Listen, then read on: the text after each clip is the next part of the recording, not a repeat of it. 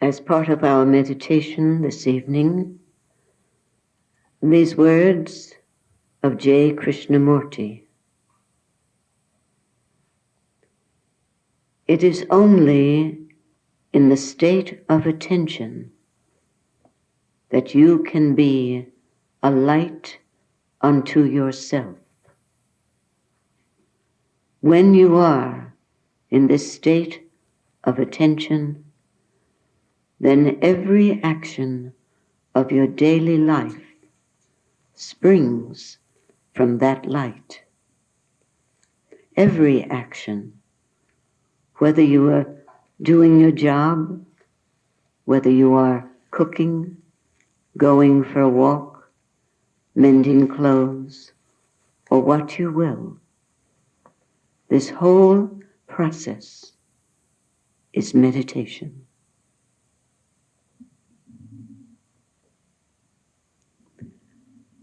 Being at Ananda Ashram allows us this opportunity to move away from the world of relativity with all its confusion and tension, demands, and go home. Our home being the origin of our beingness. We go home every time we're in a state of meditation. And the way home is through witnessing. Effortlessly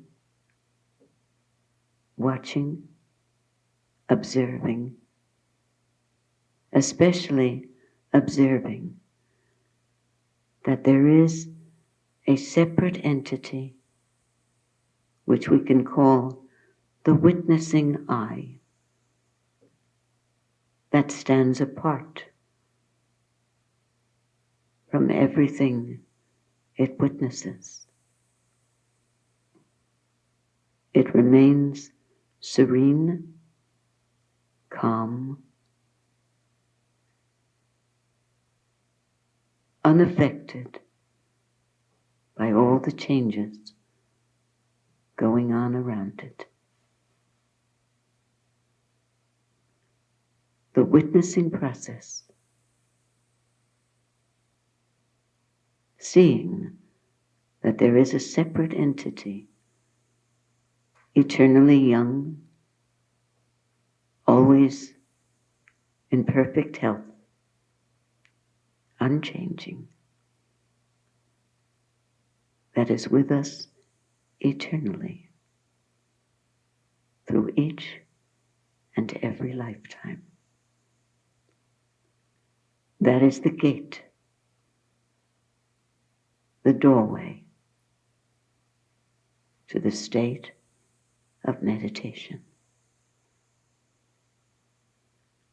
So just relax, nothing to do, just to be alert, as Krishnamurti said, attentive, and then we can be a light unto ourselves.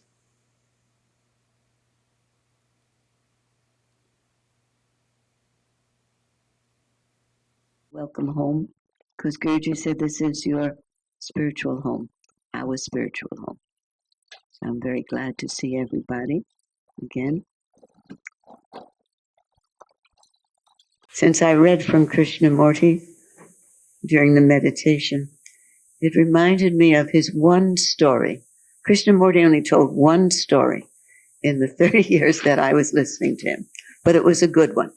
He considered it his joke. And what he did was tell this. He said, one day, the devil, Satan, was walking down a country road. He was walking with his chief disciple, who wanted very much to be the successor to Satan, be the devil's successor. So they were walking, and as was Satan's habit, he wasn't talking. But in the middle of the walk, the disciple of Satan noticed that Satan had bent down, picked up something from the road, and without looking at it, he put it in his pocket. The disciple was very curious. What is that? What could the devil have picked up?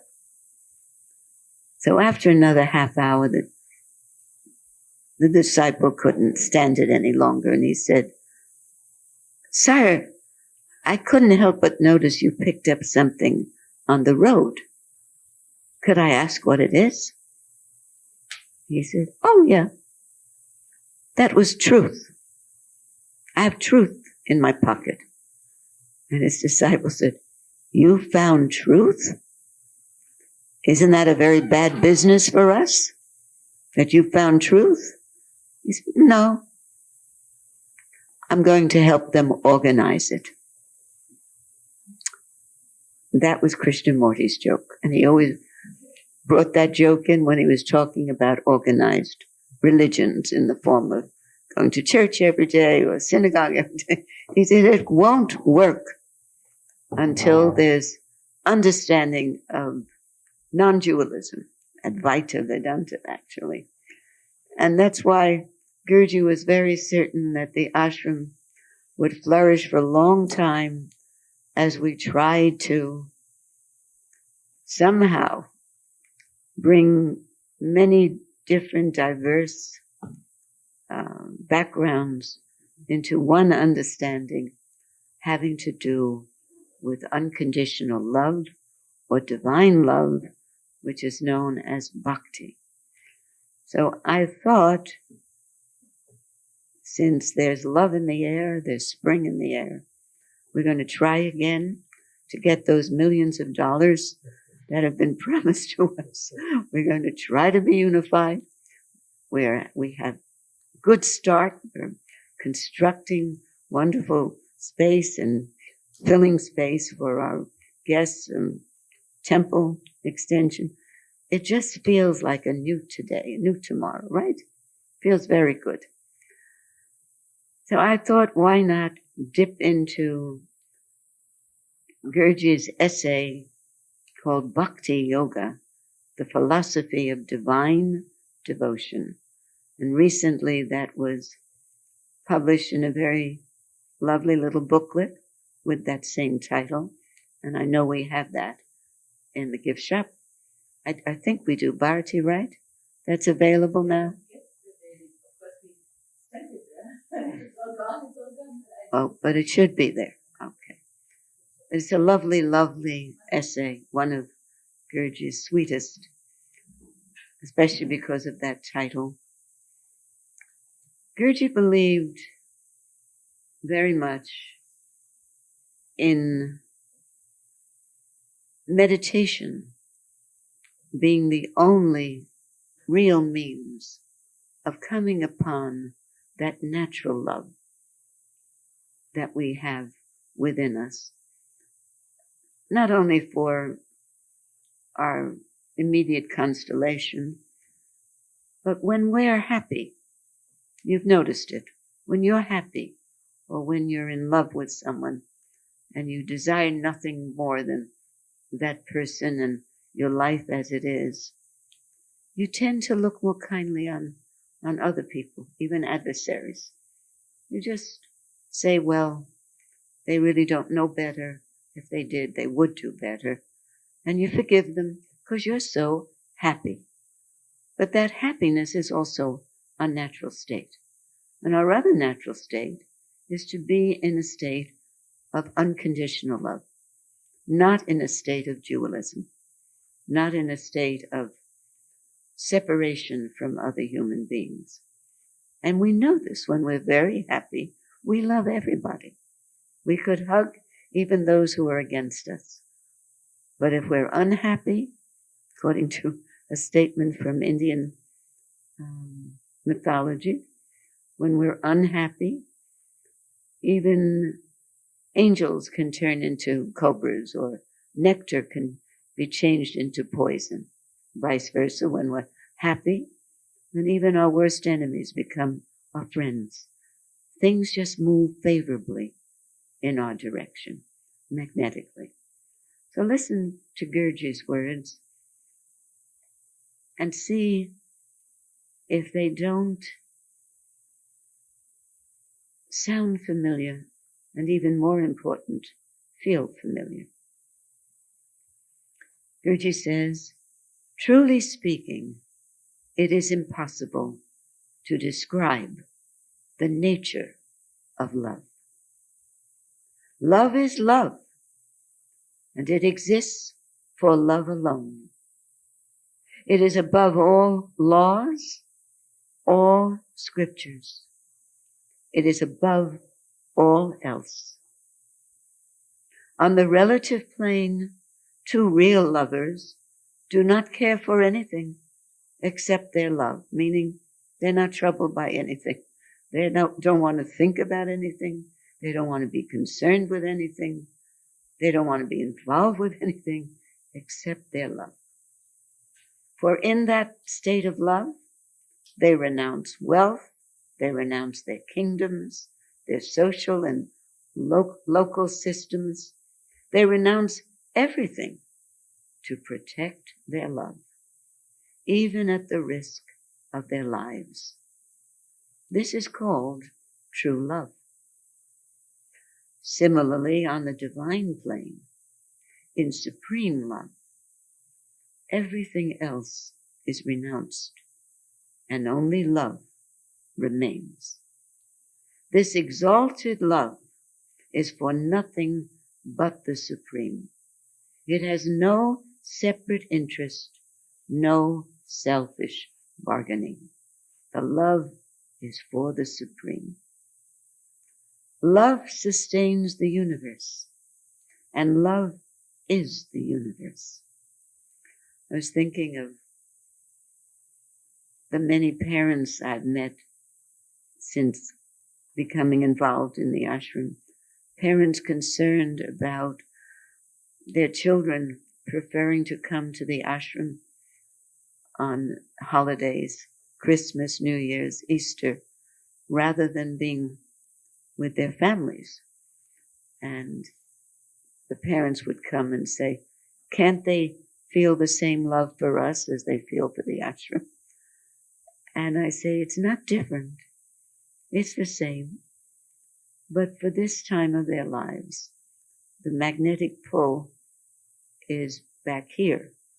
But they were jealous of the Guru because our Guru was alive then in physical form. And people felt then, these new people, young people, felt an extraordinary attraction to him. They would come before him and cry, weeping tears of joy, tears of familiarity. And what happened, they couldn't stay away.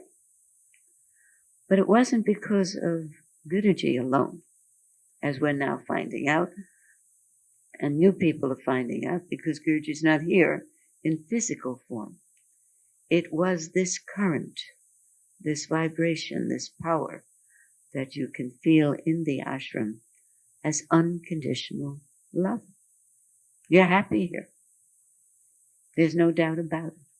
You attribute it to, oh, I love the Hatha yoga classes, or I love the beautiful grounds, or I particularly love the Sanskrit, or I like this particular teacher. This person has an appeal for me.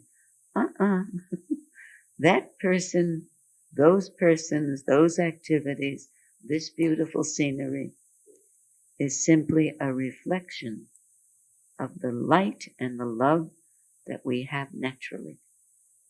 And it's being brought to shine more brightly because of the reflection that's all around here.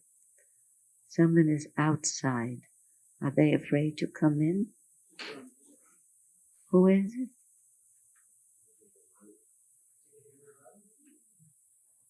Microphone should be louder.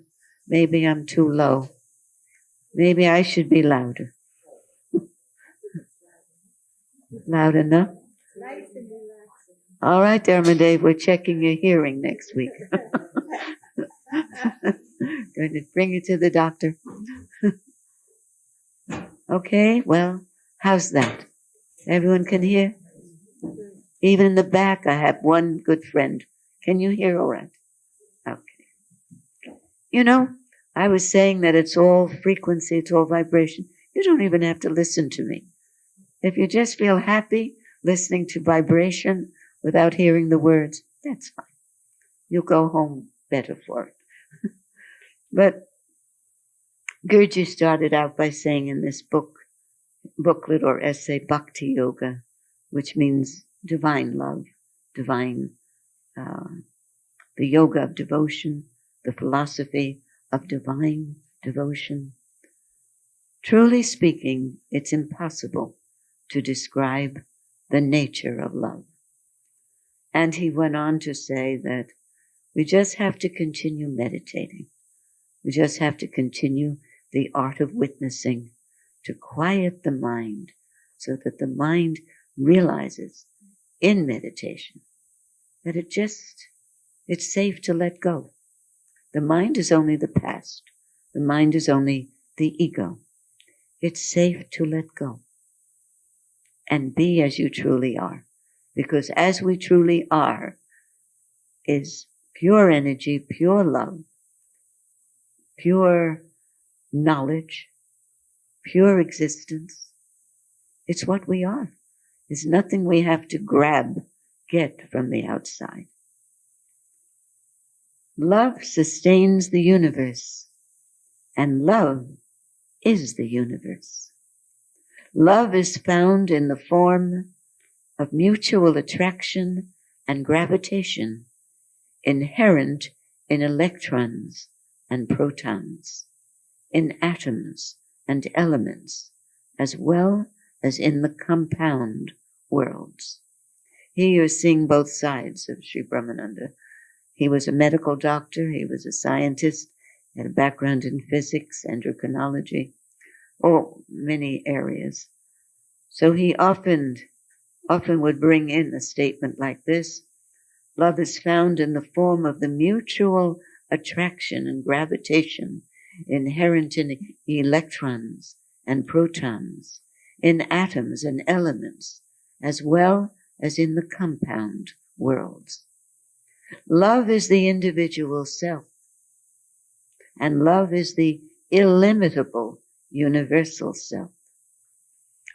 I mentioned recently that I was at a family gathering and a person, one of my relatives, distant relatives, asked if I was still involved in that business, in that thing. I said, "You talking about yoga?" They said, yeah, you've been doing that thing for a while. Are you still doing it? I'm afraid I am. He said, "What exactly do you do?" Well, it's hard to explain. He said, "Yeah, I guess I wouldn't understand." He said, "I'm a scientist. That's not for me." I said, "Did you know that one of the greatest scientists, if not the greatest, Albert Einstein, has a famous quotation that we quote often at the ashram, in which he says, I'll paraphrase, that the only true scientist is the mystic, because he has gone beyond science into the unknown. The only true scientist is the mystic. He has gone beyond science into the unknown." So he said, "I never heard that." I said, "Well, I'm going to send you the book. I'm going to send you the book in which it's quoted." But he was very, very, very Einstein. He was a musician, an artist, a scientist. He had a feeling for the mystery of science.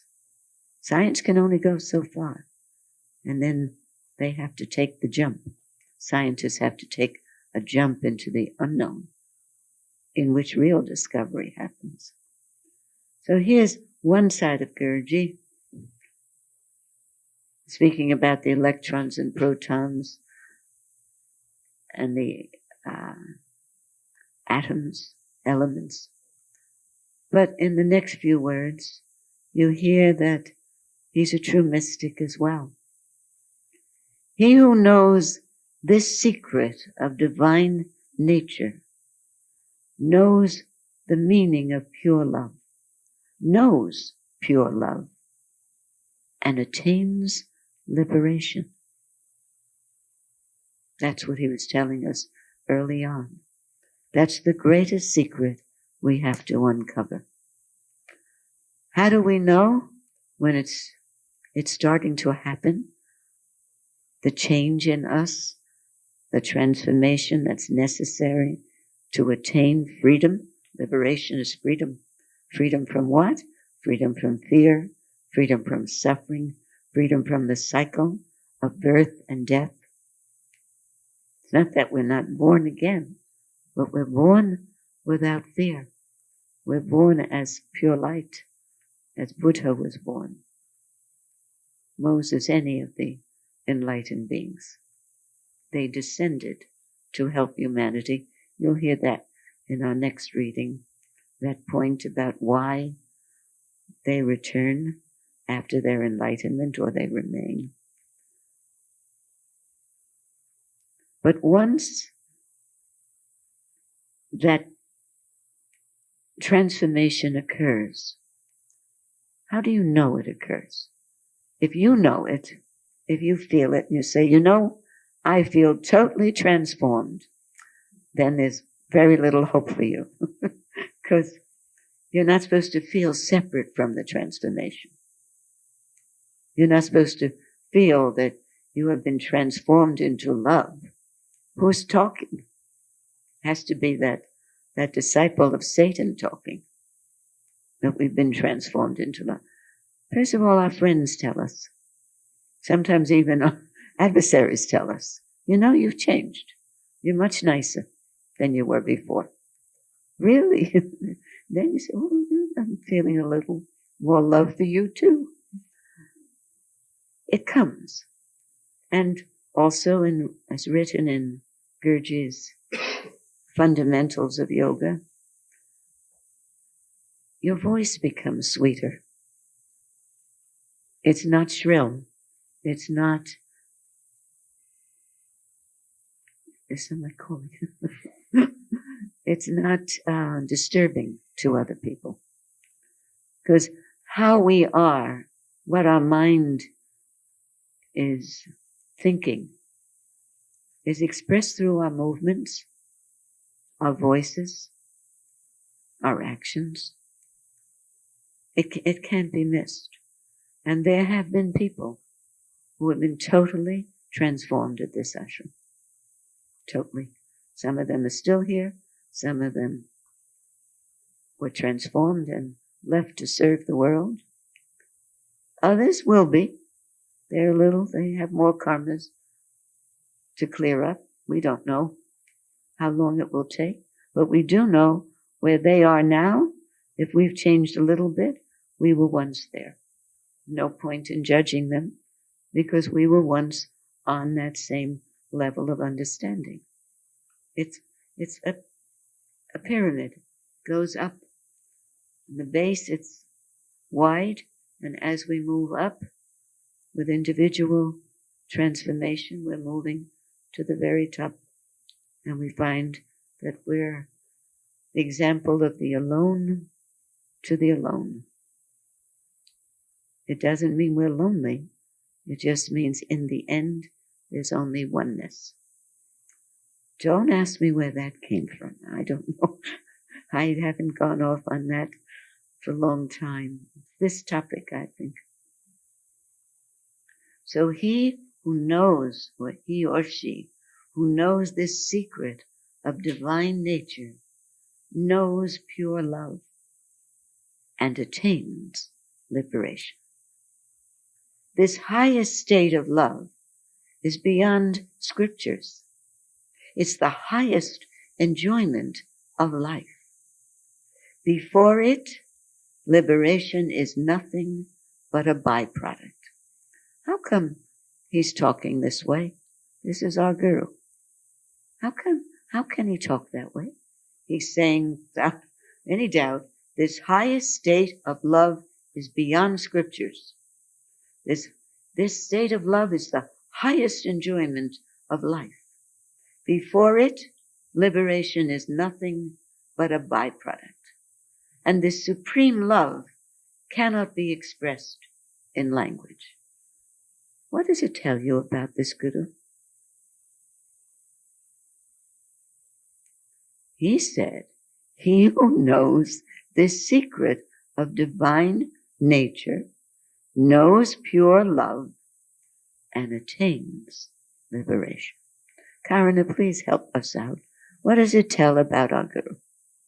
That he was experiencing that he had experienced it, has known it, and is definitely liberated. He never came out and said, I'm liberated, I'm a guru. Never said any of that. But he couldn't talk this way. He's not talking from a book. He said it can't be expressed through language. So you had to get it through these subtle statements. You had to come to this conclusion. Since he said that you attain liberation once you know this state of pure love. This supreme love cannot be expressed in language. It is experienced directly in the same way that a man who is unable to speak, who cannot speak, experiences the taste of something deliciously sweet, yet he cannot verbally express it. In fact, babies, you say, is it good? They go, because they don't know words for that. They go, Babies do that all the time. Mommy says, is it good? They know sounds of happiness, contentment. And we, when we're in that state, there's no language, there's no words for it. Anything we say will diminish that feeling that we have. Although bhakti, divine love, cannot be described exactly, nevertheless, it is manifested in that personality which has become fit by constant practice of meditation. He doesn't say by discipline, by resolutions, by force, by demanding that thoughts stop, that the thinking mind be forced out when we're meditating. No. He's saying that the personality becomes fit for that state of divine love by constant practice of meditation. And he did not mean formal meditation. He talked later, after this essay was written, about living meditatively. You heard Krishnamurti, that meditation can be when you're cooking, when you're cleaning, when you're serving someone, when you're on your job. You can be in the state of watchful awareness, of the witnessing awareness. So that when you're in that state, the simplest explanation of why witnessing works to open the gate to meditation is that you cannot be a witness and a judge at the same time. We're either witnessing things as they are, as a fact, or we're judging with an ego mind that has been conditioned by others, so that we're second-hand human beings. If we're totally conditioned by our education, by teachers, by friends, by parents, we have to return to the state in which the ego cannot function. Ego does not like us to witness. That's why it's saying, oh, look at the plane that went by. Oh, here's a good-looking person. You should really...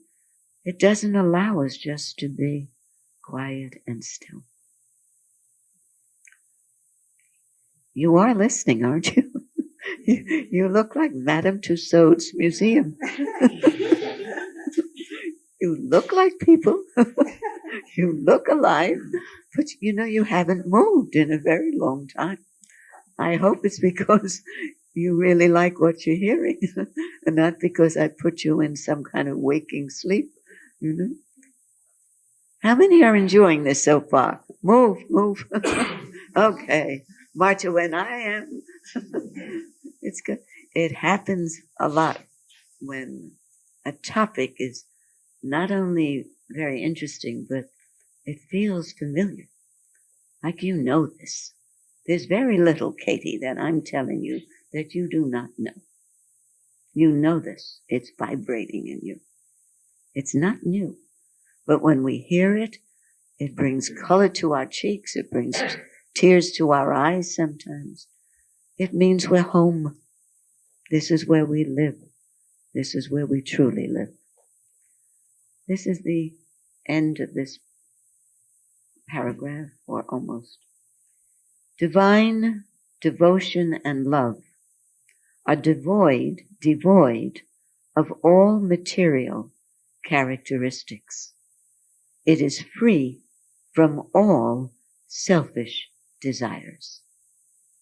Divine love increases in every moment. It is constant. It is subtler than the subtlest. It is the ultimate integral subjective experience. It is manifested automatically in every living being after the fulfillment of certain necessary conditions. After attaining that supreme love, one sees only that. One hears only that. One talks only of that. And one thinks only of that. I have time to read a paragraph that comes a little later. In fact, it's the final paragraph of the essay. Bhakti is the main means, divine love, bhakti, is the main means to experience and realize absolute truth. I hear a statement like that. I read a statement like that. And my mind goes back to the 60s when Gurdjieff said, that's all we need. That's all you need. You want to realize the truth, absolute truth, then divine love, unconditional love. How do you do that? You go through worldly love, on the worldly plane, on the relative plane. If we can't love that way, forgiving people who don't know better when they do selfish things, we have to forgive ourselves when we do selfish things. That's how we've been conditioned. And now we're trying to break through that conditioning so we can be totally transformed and meeting those conditions to have this universal love first, love for the whole world, which starts very near. We have to start very near. And it's easy. It's not hard. You can't go after loving everybody. It won't happen because you'll be trying to force that. But you can catch yourself when you're jealous, when you're being selfish, when you're disliking someone, creating separation between you and another one. It's easy to catch that. How do you do that? Come on, work a little bit. How do you catch that? Because sometimes you just say, next time I see her, I'm just going to say this. I'm going to say exactly this, what I didn't say before. Maybe I should call. Maybe I should leave a message. Maybe I should write a note and not sign my name. You're busy with nonsense. I know. How do I know that? Don't ask. That's how the mind goes. Ego is ego. Ego will create more and more distance between you and someone who really needs more love, not less love. And it doesn't mean you have to go and hug someone who's difficult. Not at all. In fact, I'd say stay away. But in your meditation, sometimes when there's someone acting out against you, At the end of your meditation, when everything is quiet, the mind is quiet, place in your mind's eye, I do it all the time, an image of someone who's in trouble and making trouble for everyone else. Place that image in your mind's eye and nothing else, no thoughts, no wishes, no desires. If there's any opening whatsoever, possibility of opening in that other person, she or he will receive that. It's the best way to heal. It's not only physical healing we do. You can also do mental and spiritual healing. With that, where did it come from? Guruji told us to do that. You can do it that way, or you can do it a more worldly way, as the character in Fiddler on the Roof said about his enemy.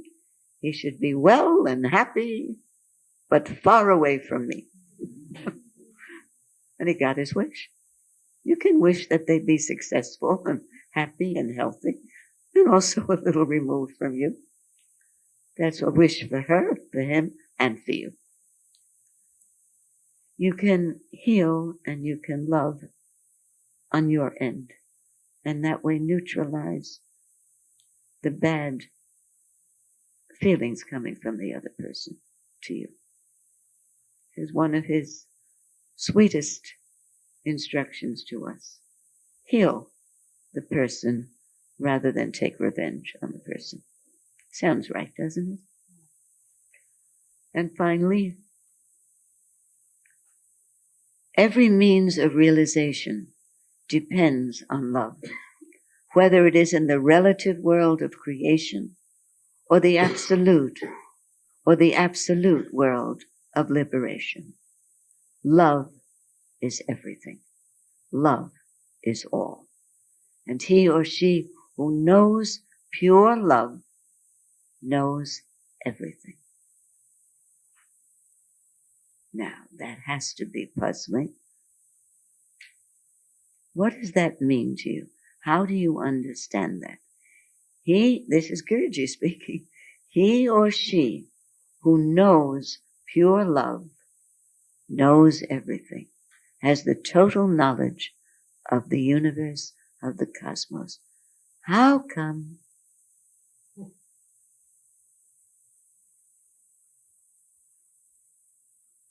It's very fascinating.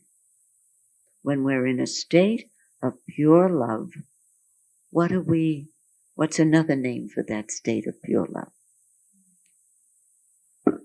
Enlightenment. If we're enlightened, enlighten actually means full of light. If you are self-illuminated, full of light, we see and know everything.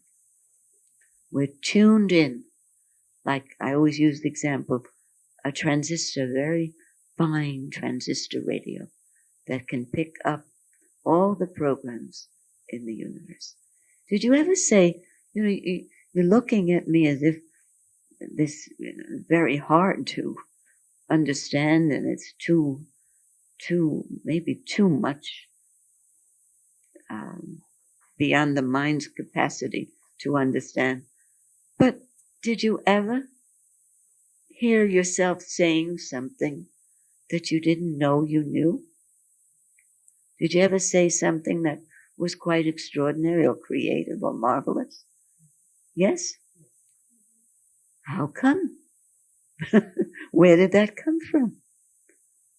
How is it we open our mouth and words come out, thoughts come out without any pre-planning? What is that?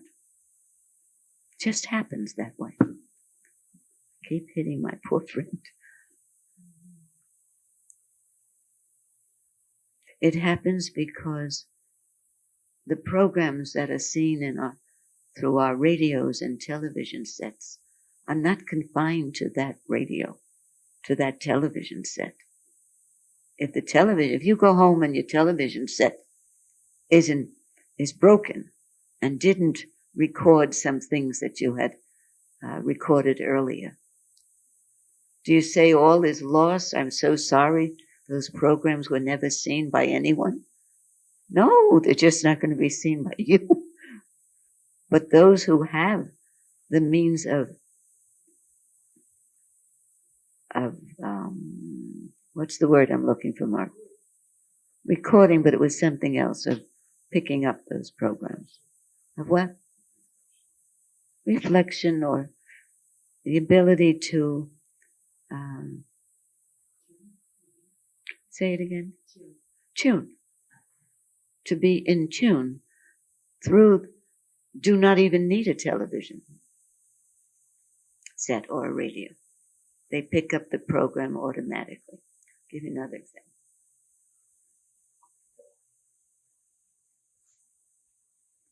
I know everyone has had this experience. Have you ever thought of someone or dreamt of someone whom you haven't seen for a very long time, and within days or even that night you will have a phone call or a letter? Did that ever happen?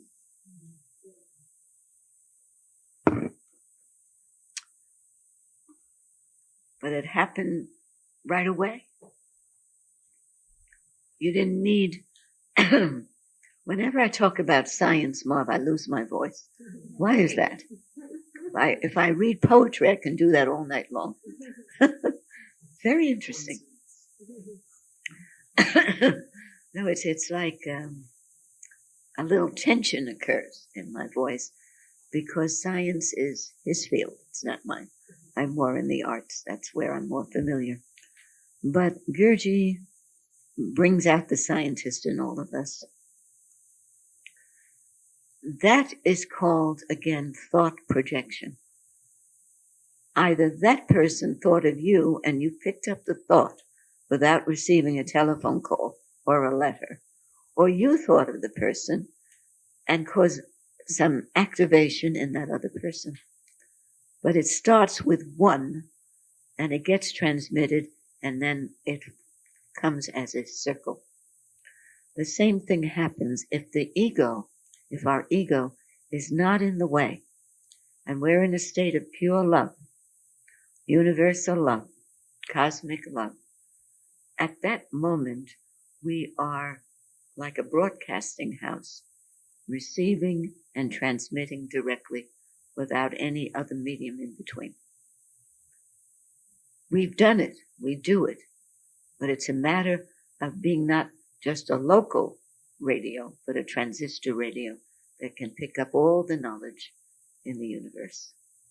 That's what happens to some uneducated yogis who, right after they're enlightened, begin speaking as great scholars or as other enlightened beings who are highly educated. I recommended I Am That to Adam and Marta. Sri Nisargadatta was one of those. He was not educated at all, but after 3 years with his guru, he became enlightened, and you will see as you read that book, he spoke as a scholar. Same point. So Gurju says, whether it is in the relative world of creation or the absolute world of liberation, love is all. He or she who knows pure love knows everything. So meditate with supreme love, and you will obtain liberation. You will experience Satchit Ananda, eternal existence, eternal knowledge and bliss. And you will discover oneness with the Supreme Brahman. Gurji had written here, meditate on Om, which means the sound current, the inner sound current. Later on, he realized that not everybody was yet aware of that inner sound current, which you usually perceive as a ringing sound. So he would change wherever he had said before, meditate on Om or the inner sound current. He changed it to meditate beyond the body, mind, and senses. Meditate beyond name and form, time and space. Meditate with supreme love, and you will obtain liberation. You will experience Satchit Anand, eternal existence, knowledge, and bliss. And you will discover oneness with the Supreme Self, Supreme Brahman. Om, peace. There's only 3 paragraphs. It's one of those essays where if you were a castaway on an island somewhere in the ocean, if you only had this, that's all you'd need. Sometimes it's easier to be on an island rather than in the midst of New York City. You agree with me, right? People think that's true. But not so easy to be alone with your own mind. That much we know too. Any questions about this? It's one of my favorite essays. It's a very long essay. Yes.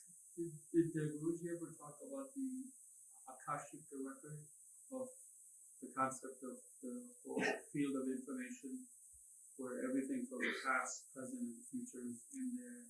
You tune yourself into it, as you were saying earlier. Yes, he did.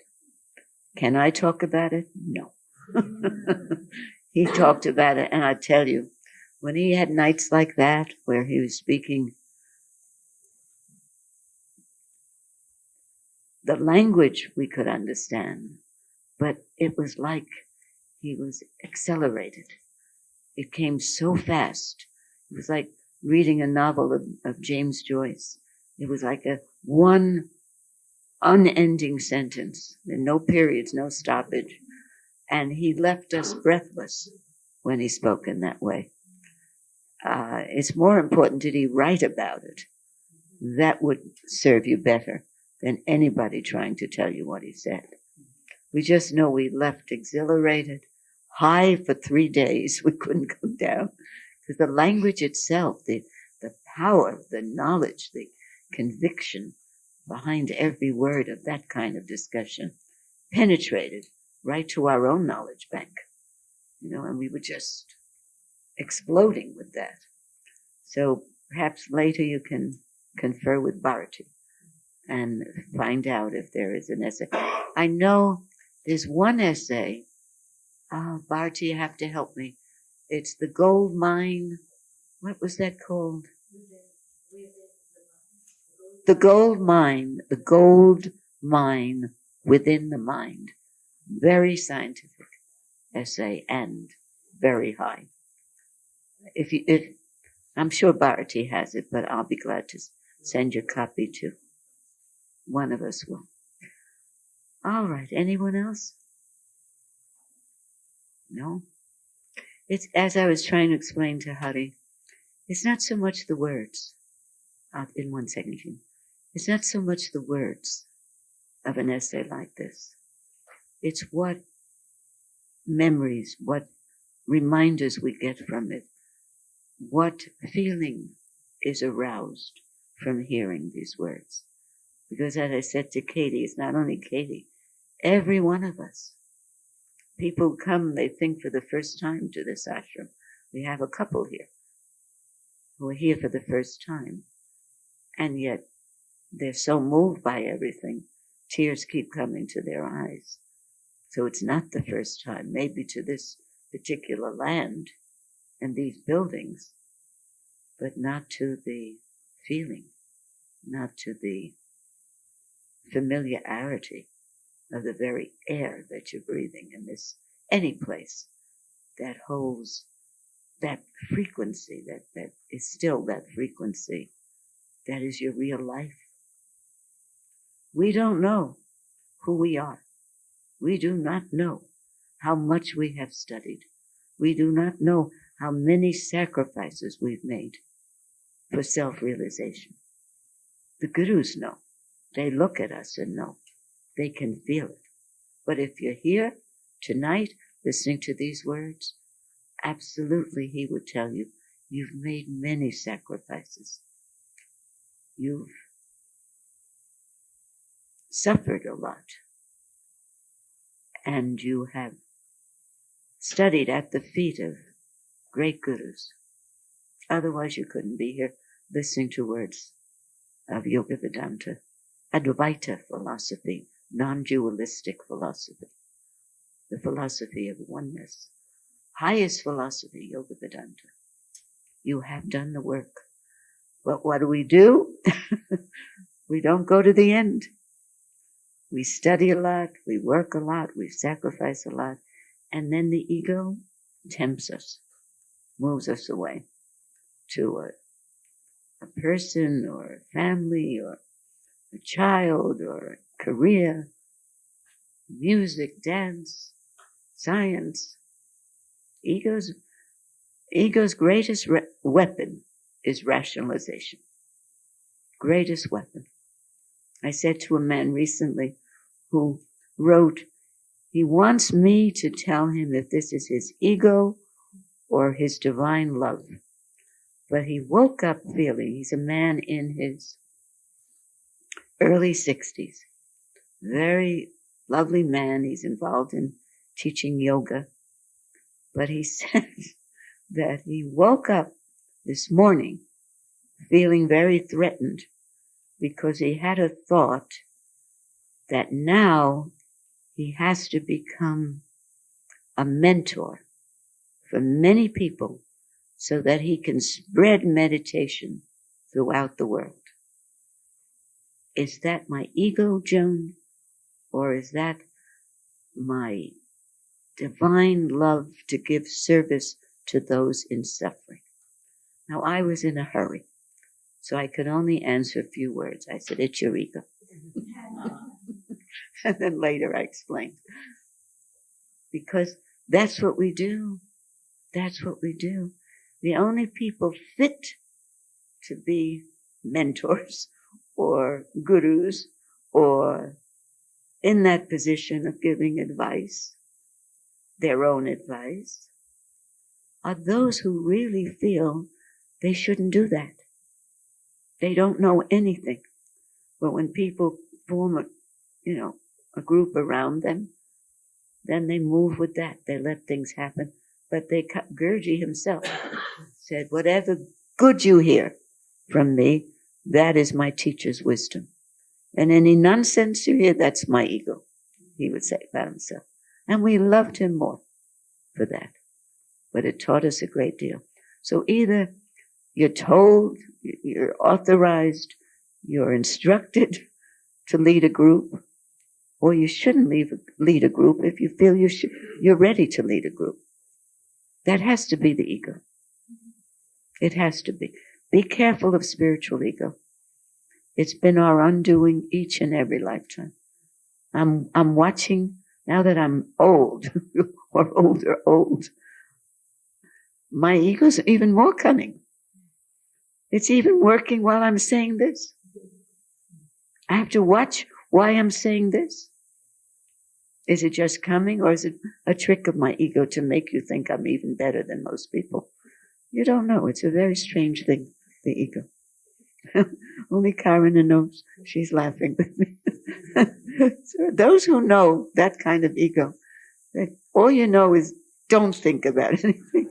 Just do it. If somebody wants to do this program Saturday night, be happy. That's all. But don't want to do it and don't not want to do it. You have to be somewhere in the middle. So, Gina, you had a question. What, dear? I was just trying to see if there's anything mentioned, because we were talking about some of the things that spiritual development, things like that. Was there anything ever mentioned about like compulsion, that you were being compelled by something? Because in that state of compulsion, whatever it is, there's no actual thoughts. It's just that whatever I'm compelled to, have my attention brought to. What does that mean? No, I'm saying his whole teaching was based on the fact that anything that you can point to, anything you can talk about, is from the relative world and shouldn't occupy your energy or your attention. It's so easy to dismiss it. If you need it for your job, for work, then you pay attention. If you're compelled to have some thoughts about how to change something or get rid of something or add something, if you find yourself almost hypnotized, that you can't stop thinking about it. If it's related to work, if it's related to something that will eventually help you or someone else, that compulsion or that Marvin is very tenacious, and he doesn't. When he has some thought to do something, he doesn't leave anybody alone. If the result of having accomplished that is good, I pity anybody who's in the way of him accomplishing that, because he's very tenacious, and yes, you could call it compulsive, obsessive compulsive about getting something done. But if it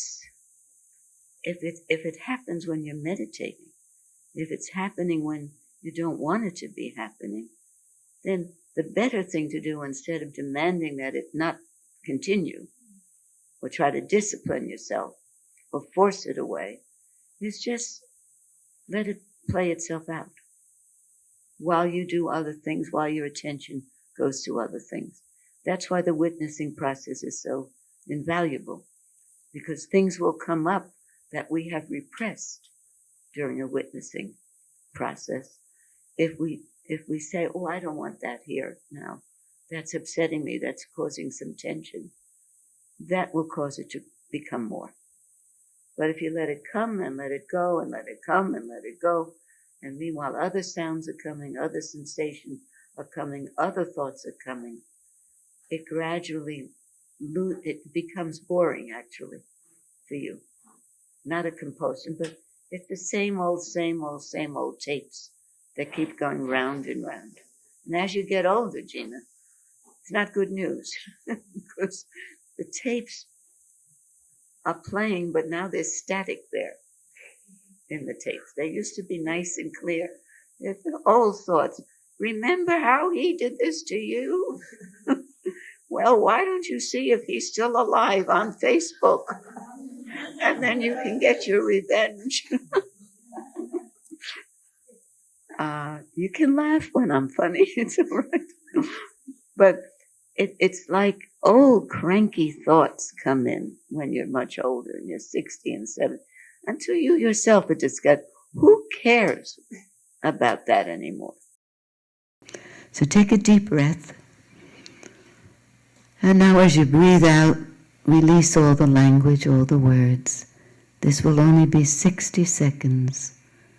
So feel yourself letting go and opening up to this now. Feeling it, perceiving it, imbibing it.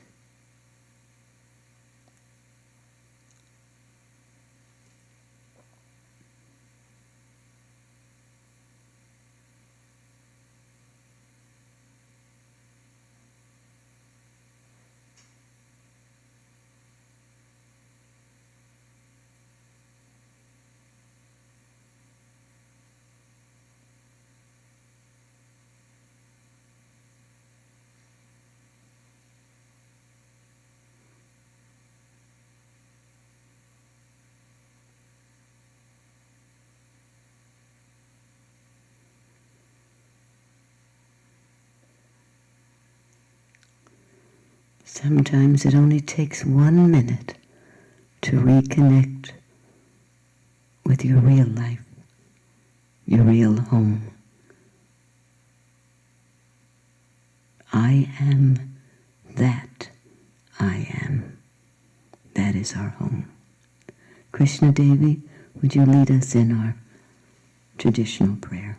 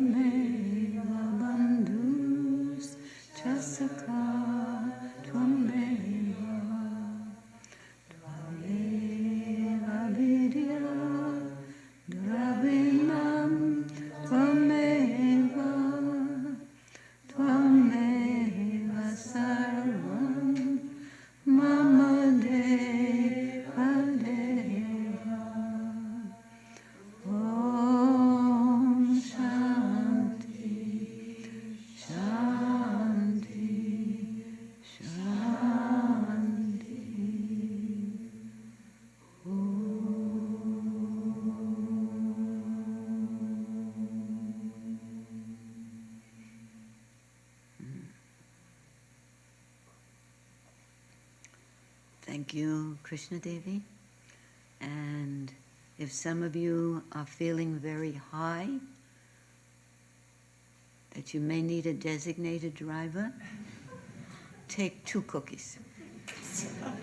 Chocolate chip is a great way to come back to earth.